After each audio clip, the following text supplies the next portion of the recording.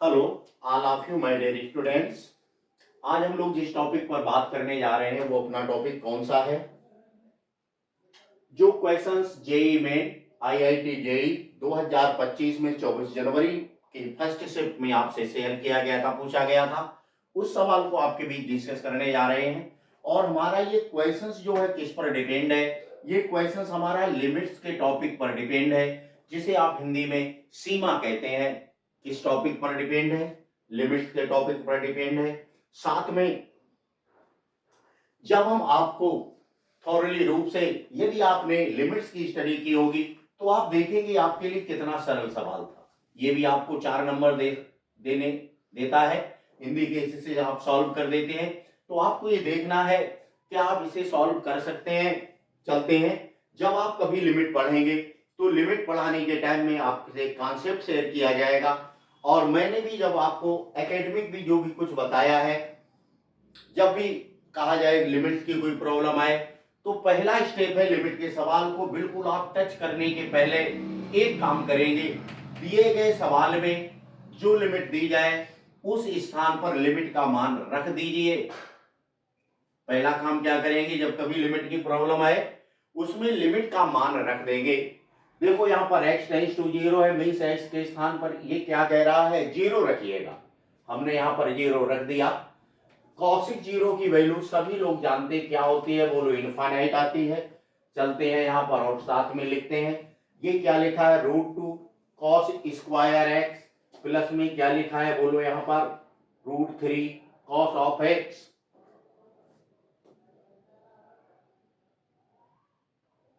1 minute, ये bracket इस point पर अप्लाई है, ध्यान से देखें।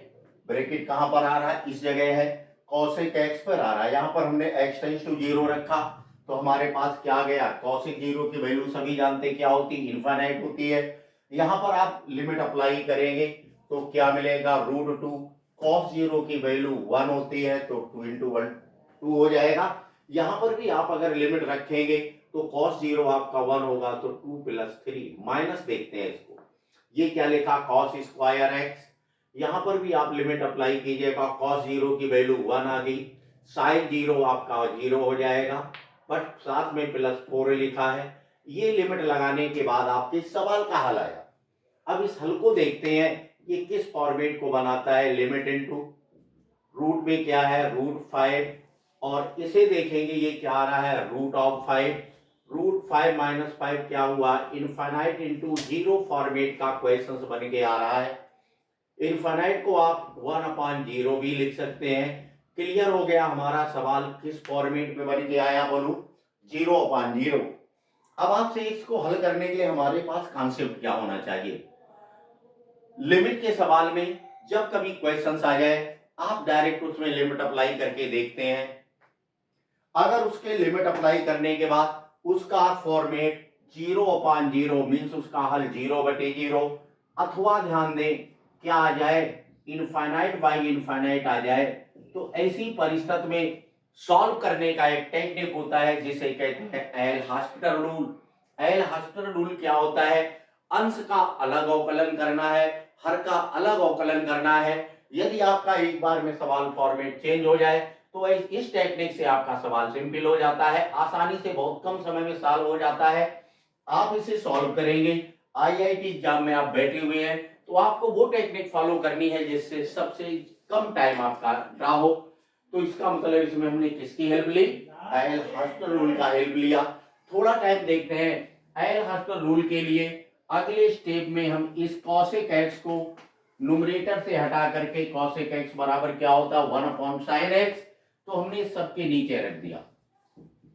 क्लियर, जैसे 0/0 फॉर्मेट आया, हमने यहां पर अप्लाई क्या कर रहा हूं, एल हॉस्पिटल रूल। ध्यान से देखें एल हॉस्पिटल रूल, अगर कोई टेक्निक नहीं अप्लाई करेंगे आपका 1 सेकंड में देखो भी आंसर आ जाएगा। एल हॉस्पिटल रूल का पैटर्न क्या होता है, सभी लोगों को रेडी होगा, फ्यूचर में पढ़ेंगे तो मैं आपको सजेस्ट करूंगा क्या होगा, अंश का अलग अवकलन करना है। जब आप अवकलन पढ़ लेंगे तब की बात मैं कर रहा हूं। इसका अवकलन क्या होगा, ध्यान से देखते जाए मेरे साथ, 1/2√, 2 cos स्क्वायर x प्लस आप 3 cos x, और इसे डिफ्रेंशिएट करेंगे, क्या आया 4 cos x का माइनस का sin x आ जाएगा, और this minus 3 sin x, cos x का क्या मिला 3 sin x, ये इसका डिफ्रेंशिएशन आया। इसे भी आप डिफ्रेंशिएट करेंगे, इसका डिफ्रेंशिएशन क्या होगा 1/2 root cos square x plus of sin x plus of 4 into, देखें cos स्क्वायर x को डिफ्रेंशिएट करेंगे तो क्या मिलेगा 2 cos x का डिफ्रेंशिएशन माइनस sin x, बाहर माइनस आ गया, प्लस sin x का डिफ्रेंशिएशन क्या हो जाएगा cos x, प्लस में 4 का डिफ्रेंशिएशन क्या आया 0। फर्दर इसमें आप लिमिट अप्लाई करके देखें, मींस जहां जहां भी आपको x दिखाई दे वहां 0 पुट करके देखें। मेरे साथ कैलकुलेट करेंगे आप, cos x into sine x, sine 0 0, तो ये टर्म 0 हो गया, साइन 0 ये भी 0 हो गया, ये आपको क्या मिला 0 माइनस 0, मींस इसका न्यूमरेटर आने लगा 0, डिनोमिनेटर आपका 2 रूट 5 आएगा, 0 अपॉन समथिंग आप जानते हैं क्या होता है 0, खत्म हो गया।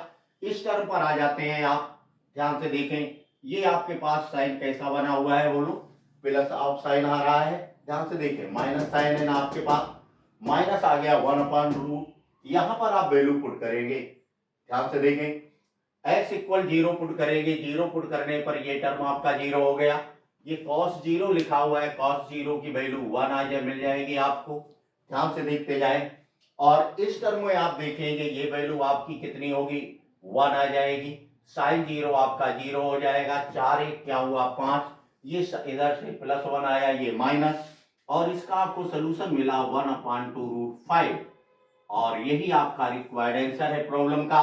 मींस ऑप्शन कौन सा क्लियर हुआ, डी ऑप्शन क्लियर हुआ।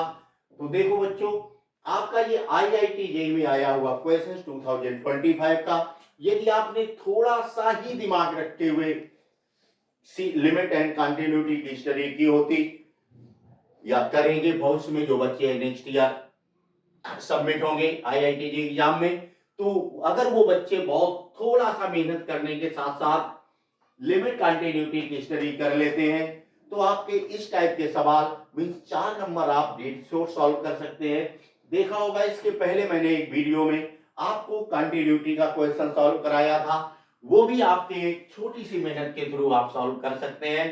तो हम नेक्स्ट वीडियो के साथ में जस्ट बहुत जल्दी कुछ दिनों के साथ एक बैच लॉन्च करने जा रहे हैं, ऑनलाइन एंड ऑफलाइन, जो हमारा प्योर IIT पैटर्न के लिए होगा, वो दोनों क्लासेस के बच्चे के लिए कंबाइंड चलेगा, एकेडमिक एंड कंपटीशन बेस के में 11th एंड 12th दोनों क्लास के स्टूडेंट के लिए होगा।